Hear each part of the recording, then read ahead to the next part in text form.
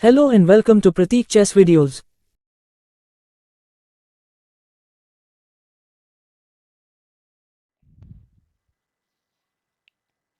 Hello chess fans, today we are going to see a game between Spassky and Bronstein in the year 1960.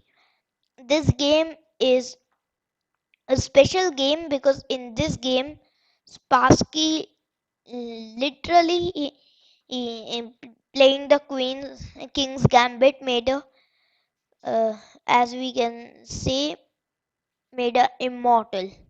Spassky is immortal, we can say. Yeah, the first one was his game we discussed in the previous episode, the Larson game where Larson played b3 and Spassky punished it. Now Spassky versus Bronstein, we'll see another miniature of Spassky completely dazzling his opponents. Let's go. Uh, let's know about the players. Boris Spassky was a world champion and a very strong player. And Bronstein, on the other hand, came very close to becoming a world champion. He even played a world championship. He was very close and very strong player who never became a world champion. So let's start the game. The game started. Yes, sir. The game started e4, e5, and the all-renowned romantic era opening f4, the King's Gambit. This was played very extensively during the romantic era of chess, basically the 19th century, whole 19th century. It was played very extensively. At that time, there were only two openings to play in the 19th century. Until late 19th century, I mean 1885. Afterwards, then Stennis advocated the positional school of chess, the positional way of chess he demonstrated, and then people are more interested in it. But as we know, the romantic era strategy is to play as fierce as possible and beat the opponent in every single way, sacrificing all the material we have just for checkmate. So the two openings on the romantic era was, the first one was our King's Gambit and the second one was the Evans Gambit. After knight f3, knight c6, bishop c4, bishop c5, b4. Both openings have been played extensively during that era and many immortal games have started from them. So let's go to f4. Now e into f4 and now knight to f3. Knight to f3. Alright, we see the main variation of the King's Gambit. During the 19th century, bishop c4 was a lot popular than knight f3. Knight f3 was also played, but bishop c4 was more popular with an idea of developing the bishop. But in modern theory, this is dubious because of queen h4 check, king f1. Now, white eradicates his king of castling rights, but white has very much counterplay because everything is coming with tempo knight f3 d4 and white grabs the center only for the compensation of a weakened king and pawn. This was played very much, but now problem of this setup, there are many variations. One is d6 Cosio variation. Then there's also d5. A d5 idea is that we open the bishop with tempo, and that's also playable. So overall, this is very extensive opening. But knight f3 was played, and now there are many systems here. In the game was played d5, the modern defense. The main move is d5, leading to the main king's knight's gambit, and here the main is h4, g4, knight to e5, leading to the Kaiseritsky gambit. After knight f6, bishop to c4, Berlin defense, and there's much theory in it. After d5, e into d5, bishop to d6, this is all theory. Bishop d4, knight to h5, short castle, Kaiseritsky gambit, Anderson defense, and here there is potential. But after g5, there's one more move, bishop to c4, leading to the very dangerous, uh, very initiative grabbing and dangerous variation. After g4, white plays short castle. This is very dangerous move. I mean, if you play right, then you can draw or potentially win this game if you defend correctly, but it's very hard here. After g into f3, queen into f3, this is wild Muzio gambit.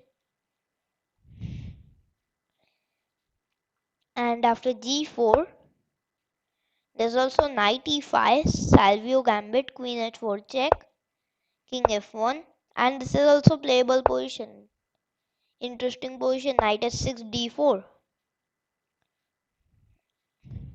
So, okay, that was a bit of theory. Let's go to the main game. Knight f3 d5 was played. One more move is d6, leading to the Fischer defense. Another is knight e7, leading to the Bost-Omlowski variation.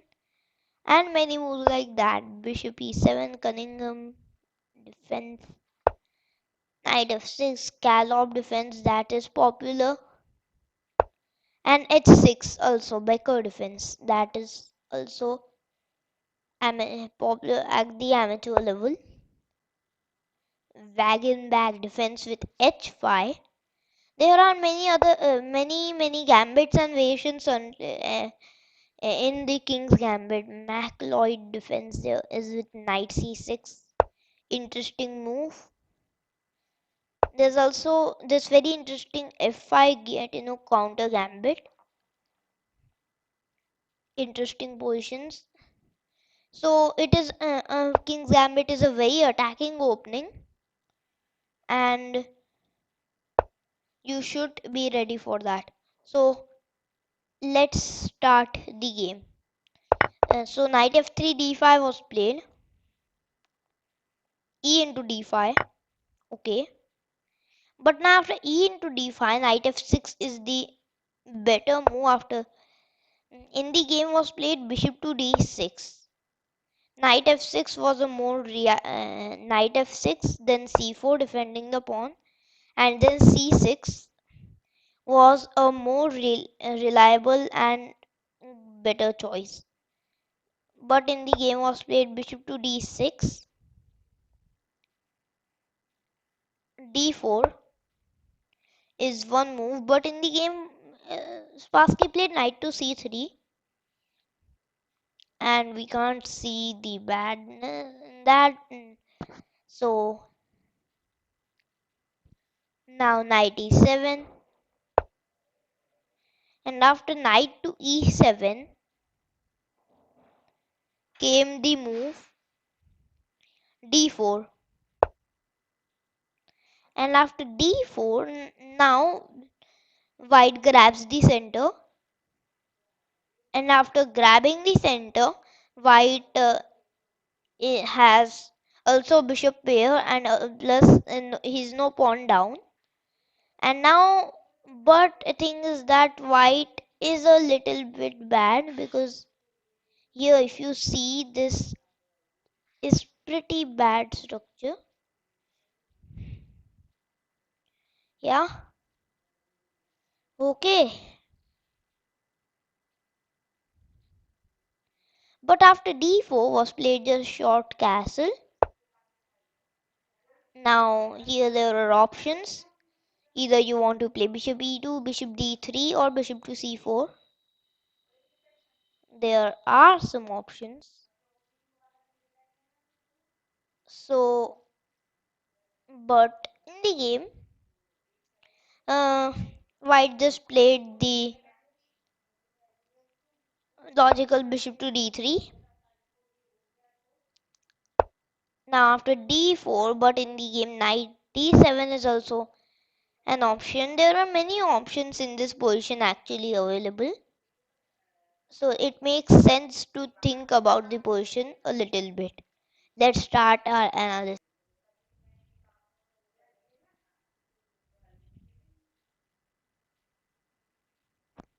Okay, so I hope you have paused the video and first analyzed on your own. That's very important. And then now let's analyze the position together. Position after bishop d3, knight d7. Okay, now firstly we see the material is equal. Secondly we see king safety. King safety in this position, black has more safe king, but more or less white will castle. But king safety favors black. Now activity of the pieces, white, because bishop d6 is limited with f4 pawn. Knight e7 and knight d7 are not doing much, but white's three pieces are amazing. Uh, Space advantage, white, because white has the d5 pawn. And positional advantage, I'd prefer white because white has the power of the pieces, also plus the space advantage he has, and black has a weak pawn while white is a little, mm, I can say a little better. I mean 0.3, 0.4, but Indian thinks it more or less equal. So, okay, let's start. Mm, Now, short castle,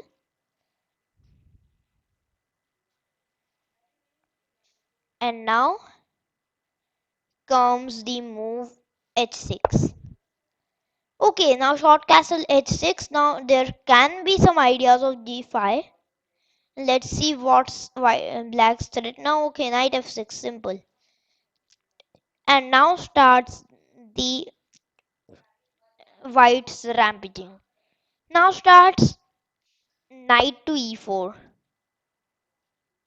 Good move. Now black allowed white some activity with h6, and white is taking that right away with knight e4. Now white's threat is to take on d6 and then take on f4. And now it seems like we are sacrificing a pawn, but we get very strong counterplay. And black's mistake was to take that pawn. So knight into d5, but now this is a the, now white starts his attack. White plays c4, attacking the d5 knight, and now knight to e3. And now if knight to e7, then a simple c5 and then we win. If knight to e3, then we take bishop into e3, f into e3,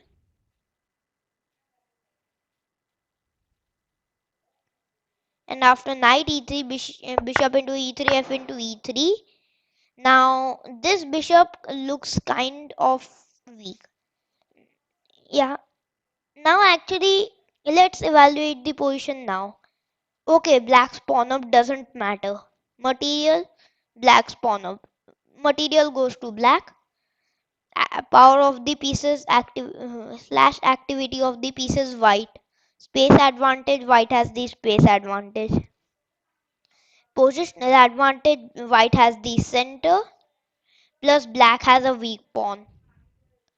Disadvantages, I don't think white has any. Only black is material of one pawn. Weak pawns, evaluation, weak pawns in the position, factors like that. Positional factors like weak pawn, black has a weak pawn e3 and it's very soon going to fall. And then scope of attack, white.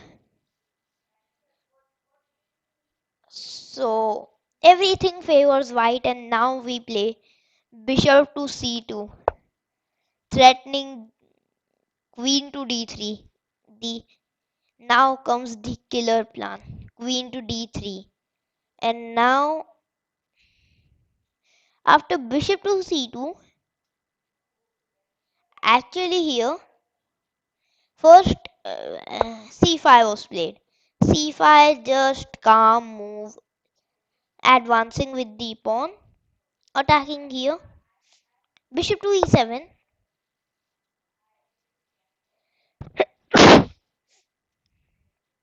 Sorry. Now bishop to c2,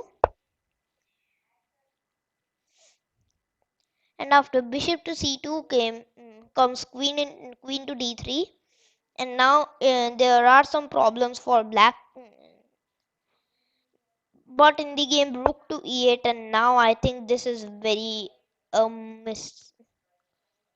mishap by black. But now was played queen to d3, and now was played e2, trying to distract Spassky from his plan. But now what is it, 2.1? Okay, now you need to pause the video and think what should you play. This is the most important moment. You would definitely not want to miss this out. Okay, if you don't, then pause the video and think what should you play in this position. This is a very very important move. Okay, I hope you did it. Did you? Oh yeah. So the move is, should I leak it? Yes, sir. The move is the amazing, mind blowing knight to d6 havoc on the board. My god. Knight to d6 is an amazing move, because now if you see, if knight to d6, then the threat is of queen h7 and then mate. And what's more like enthusiasm of what's more delighting, the fact is that e into f1 is equal to check is coming. The pawn has got such further and is threatening to take a rook, but now nothing is working suddenly, because the threat is to play queen h7, queen a8. Now let's see all the variations one by one. In the game was played knight f8. We'll come back to that later. First, we'll see why c into d6 is bad. Okay, very fundamental reason, queen h7 check, king f8 and queen to h8 is mate. Let's see why bishop into d6 is wrong, tempting move, because now e into f1 is check is coming, and if you now check here, then I play king to f8. But now after bishop into d6, there still comes check here, and then c into d6, e into f1 is equal to queen check, rook into f1,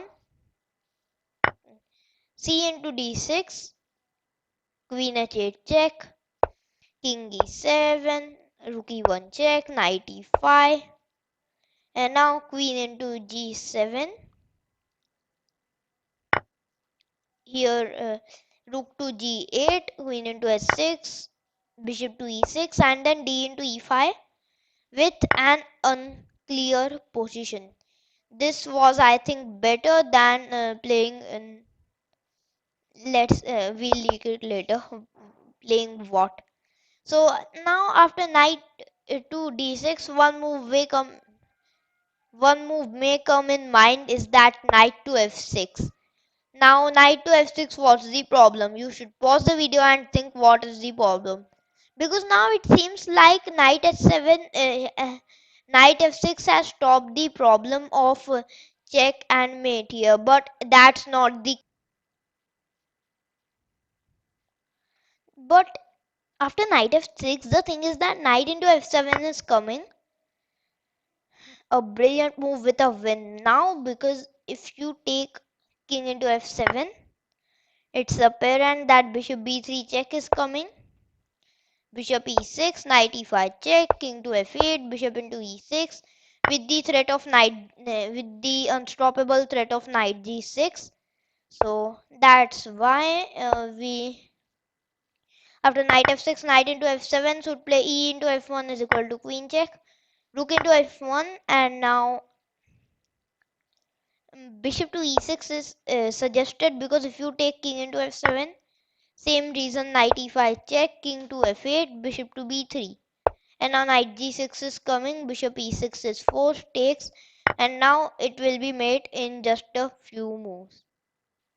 So now let's go in the game.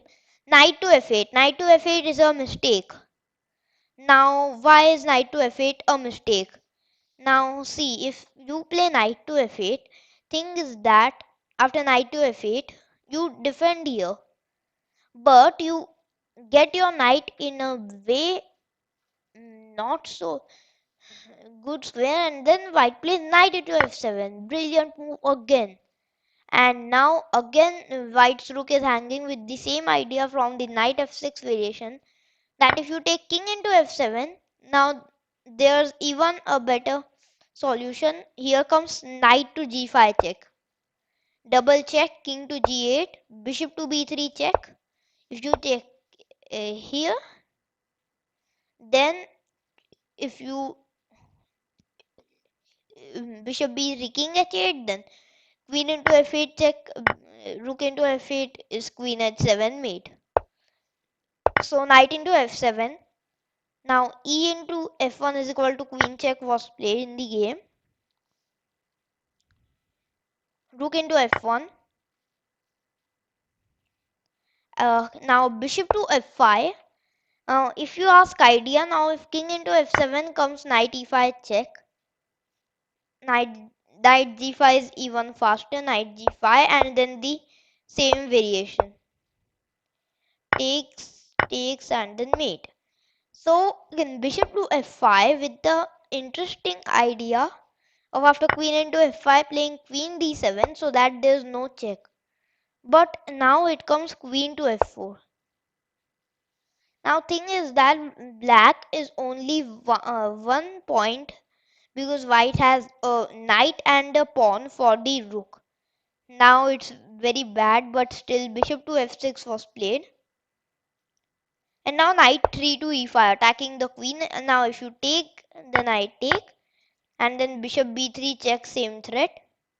So knight 3 e5, queen e7.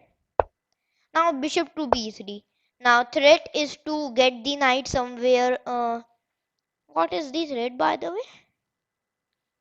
Oh, knight into h6 check is the threat, as I told. And then after knight into h6 check, king h7, play king h8 here. Play knight h7 check. That's the idea. So that's why after queen e7, bishop to b3 was played, bishop into e5 and then knight into e5 check, king to h7 and then queen e4 check. And now black resigned, because if you play king to h8, then white's idea is to sack on rook into f8 check, rook into f8, knight g6 check, king h7, knight into f8 check, king h8 and queen h7 is mate. So after queen e4 check, black resign. So an amazing game by Spassky. Let's review it from the beginning. Everything started with this knight e4. White takes advantage, and then this knight d6 move was just too brilliant. Knight f8 was a mistake, and now white exploited it with knight into f7. Another brilliant move, and then move after move, white just capitalized his advantage. Brilliant game. Okay, this was the amazing game. I hope you liked this video, and don't forget to click the subscribe button and the bell icon. Thank you.